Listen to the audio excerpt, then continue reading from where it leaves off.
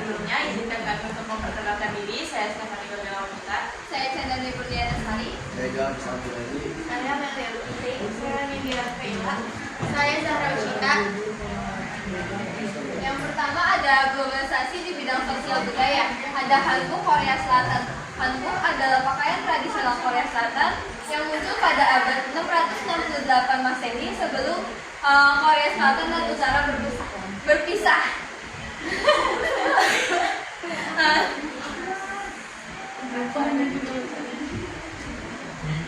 Terus Hanbok tuh muncul karena orang Korea zaman dulu suka berpindah-pindah tempat, dan dulu tuh cuaca di Korea sangat ekstrim, kayak dingin banget.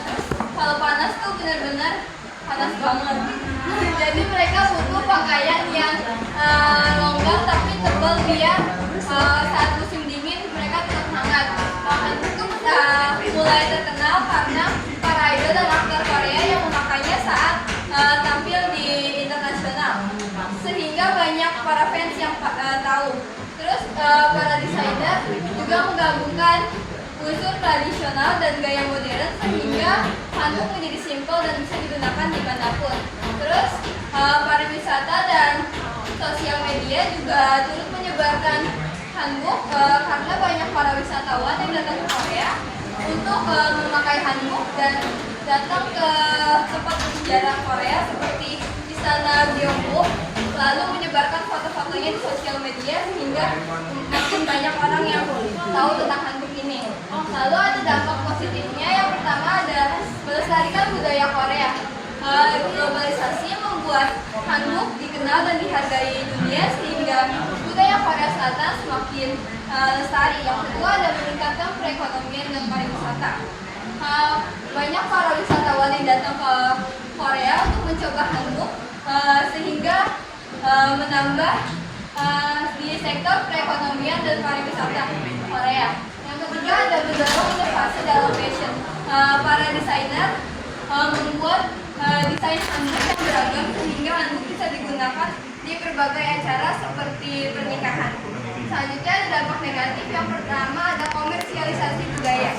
Hanbok hanya sekedar dijadikan tren sesaat atau produk komersial biasa tanpa tahu budayanya. Yang kedua ada resiko peniruan tanpa izin. Banyak produsen luar negeri yang mengambil desain Hanbok untuk ditaruh di dalam produk mereka. Contohnya tuh seperti kebaya Korean style yang lagi viral sekarang sehingga menimbulkan pro dan kontra. Yang ketiga ada perubahan desain berlebihan. Modifikasi Hanbok yang berlebihan membuat generasi muda yang menjadi tidak tahu bentuk Hanbok tradisional yang asli.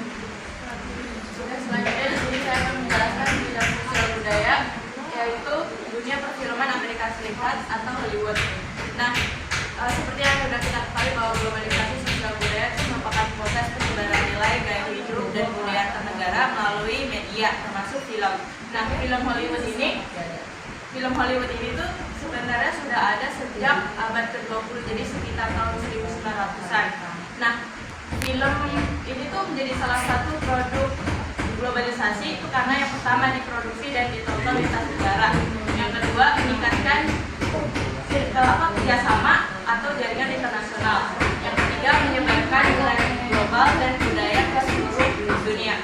Nah, contoh film dari seluruh negara bisa masuk ke festival film internasional atau mendapatkan distribusi luar negeri yang meningkatkan visibilitas budaya luar, karena di situ tuh mereka tidak hanya menampilkan adegan-adegan yang seru, tapi juga mempengaruhi budaya-budaya mereka ke negara-negara luar.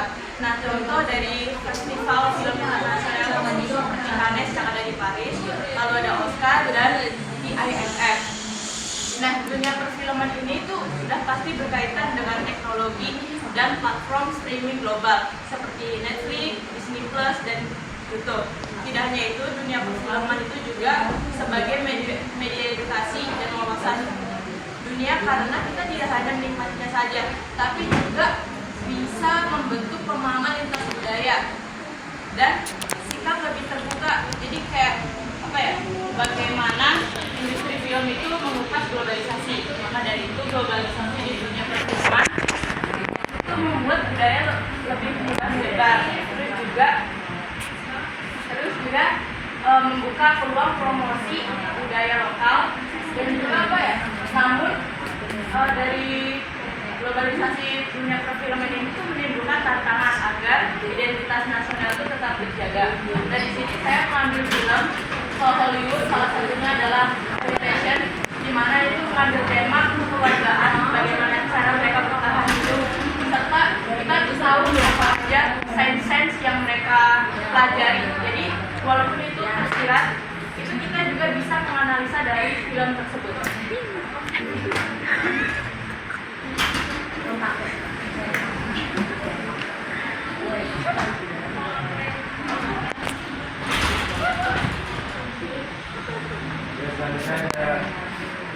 ASEAN di bidang politik. ASEAN didirikan pada tanggal 8 Agustus 1997 di Bangkok, Indonesia, Malaysia, Thailand, Filipina, dan Singapura. Dan kini bertambah menjadi 10 anggota negara di Asia Tenggara, yaitu ada Brunei Darussalam, Laos, Kamboja, Myanmar, dan Vietnam. Di bidang politik, ASEAN bertujuan untuk menjaga perdamaian, stabilitas, keamanan kawasan, memperkuat posisi internasional, serta kita menyelesaikan konflik melalui dialog dan musyawarah. Latar belakang di negara ASEAN itu ada persamaan geografis, budaya, dan nasib yang menulis seperti negara-negara tersebut dijajah untuk sekarang untuk perdamaian dan keamanan. Di sini ada dampak positif negatif dari ASEAN di bidang politik. Yang pertama di bidang politik tadi. Di dampak positifnya ada mendorong kerjasama antar negara seperti PBB, ASEAN. Yang kedua penyebaran nilai demokrasi dan hak asasi manusia. Yang ketiga pemerintahan jadi lebih transparan dan akuntabel. Dan sini ada dampak negatif dari ASEAN di bidang politik. Hilangnya kedaulatan negara akibat tekanan global. Yang kedua, campur tangan asing dalam urusan politik dalam negeri. Yang ketiga, ketimpangan kekuasaan antara negara maju dan berkembang. Selanjutnya ada dalam bidang ekonomi. Seperti itu KFC itu berasal dari Amerika Serikat yang diciptakan oleh Colonel Sanders. Itu yang menjadi logo KFC. Colonel Sanders ini memulai usahanya itu pada tahun 1930 di Amerika. Dia buka kayak toko makanan, restoran kecil gitu di sebelum bensin. Kemudian dia membuka franchise itu pada tahun 1952 di Amerika Serikat juga, dan berkembang pada tahun 1978 itu di Indonesia.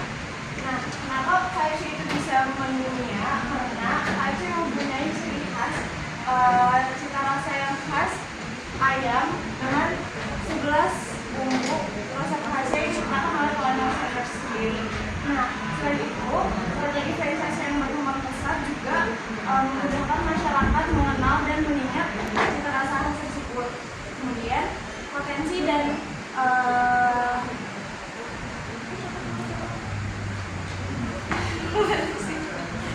potensi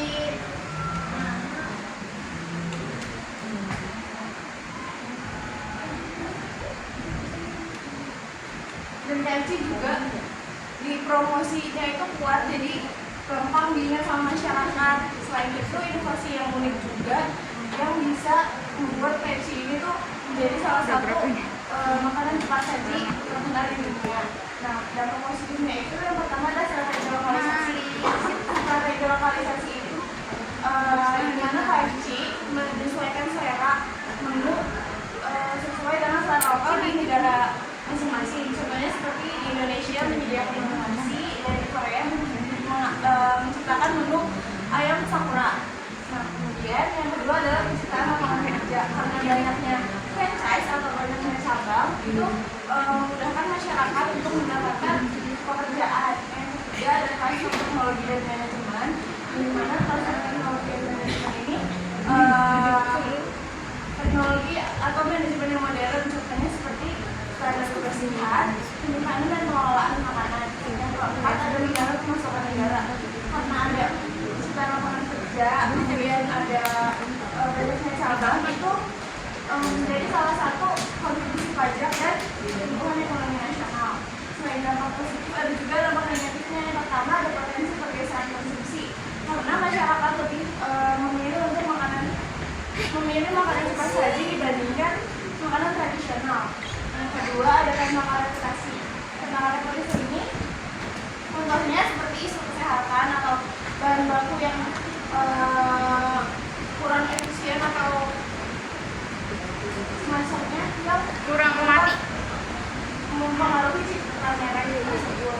Yang ketiga ada ketergantungan bahan baku, karena KFC ini masih bergantung dengan dari impor yang jauh lebih mahal dibandingkan bahan lokal, membuat adanya penurunan ekonomi. Yang keempat ada persaingan yang ketat. Ini berkaitan dengan potensi pergeseran konsumsi yang dimana masyarakat lebih memilih makanan cepat saji dan makanan tradisional jadinya sedikit berkurang potensi untuk lakunya karena adanya persaingan modal, perbedaan modal dan kekuatan merek. Selanjutnya ada globalisasi dan imbas di negara Amerika Serikat pada tahun 1990 testing dan memasukkan drone. Netflix bisa dibuat karena inovasi dari layar DVD melalui ponsel yang terus berkembang menjadi layanan streaming video sesuai kebutuhan. Netflix bisa tersebar di seluruh dunia karena kemudahan akses dan juga memiliki banyak jenis film dari berbagai negara. Aplikasi ini juga menarik karena dapat menyesuaikan tontonan sesuai selera penonton, sehingga banyak orang di seluruh dunia menggunakannya. Dampak